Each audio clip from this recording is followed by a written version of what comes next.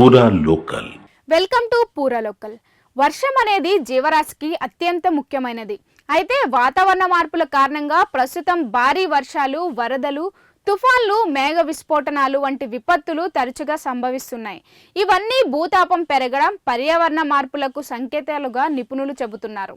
ఈ విపత్తుల వెనుక ఉన్న కారణాలు, వాటి వల్ల కలిగే నష్టాలు మరియు వాటిని నివారించడానికి మనం తీసుకోవాల్సిన చర్యల గురించి ఇప్పుడు ఈ వీడియోలో క్లుప్తంగా తెలుసుకుందాం.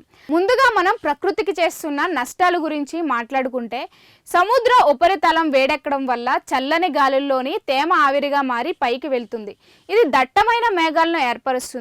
గాలులు పైకి వెళ్లడం వల్ల భూ ఉపరితలంపై ఏర్పడే గాలిని అల్పపీడనం అంటారు.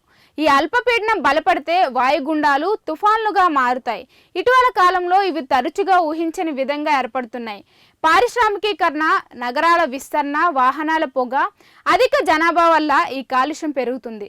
ఇది భూతాపాన్ని పెంచి వాతావరణ మార్పులకు దారితీస్తోంది.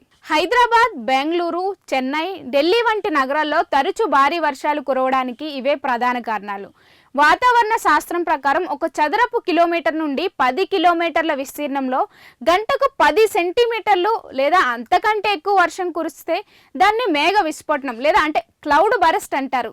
ఇవి ఎక్కువగా పర్వత ప్రాంతాలు, ఎత్తైన ప్రదేశాల్లో సంభవిస్తాయి. హిమాలయ పర్వత ప్రాంతాల్లో ఇవి తరచూ జరుగుతుంటాయి. అరేబియా సముద్రం మరియు మధ్యధరా తీరం నుంచి వచ్చే తేమతో కూడిన గాలులు ఒకదానితో ఒకటి ఢీకొన్నప్పుడు ఏర్పడిన మేఘాలు అధిక సాంద్రతతో ఉండి ఒక్కసారిగా వర్షం కురుస్తాయి.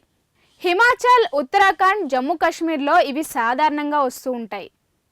ఇక వీటిని నివారించడానికి పరిష్కారాలు కూడా లేకుండా పోలేదు. అడవులను నరికివేయడం, పర్వత ప్రాంతాల్లో సమతౌల్యాన్ని దెబ్బతీయడం వంటివి వాతావరణ మార్పులకు ప్రధాన కారణాలు. అందుకే పర్యావరణాన్ని రక్షించడం, పచ్చదనం పెంచడం, కాలుష్యాన్ని తగ్గించడం అత్యంత ముఖ్యం. ఆకస్మిక వాతావరణ మార్పులను అంచనా వేయడానికి ఆధునిక సాంకేతిక పరిజ్ఞానాన్ని ఉపయోగించాలి. ఇది ప్రాణ నష్టాన్ని నివారించడంలో సహాయపడుతుంది. అయితే క్లౌడ్ బరస్ట్లను ముందుగానే ఖచ్చితంగా అంచనా వేయడం సాధ్యం కాదని నిపుణులు చెబుతున్నారు. ఈ విపత్తులను అరికట్టడానికి కేవలం ఒక దేశం కాదు, ప్రపంచం అంతా ఏకమవ్వాలి. గ్రామాల నుంచి నగరాల వరకు ప్రతి ఒక్కరూ పర్యావరణ పరిరక్షణలో బాధ్యత వహించాలి. పాఠశాలల స్థాయి నుంచి వాతావరణ మార్పులు, వాటి నివారణ చర్యల గురించి విద్యార్థులకు అవగాహన కల్పించాలి.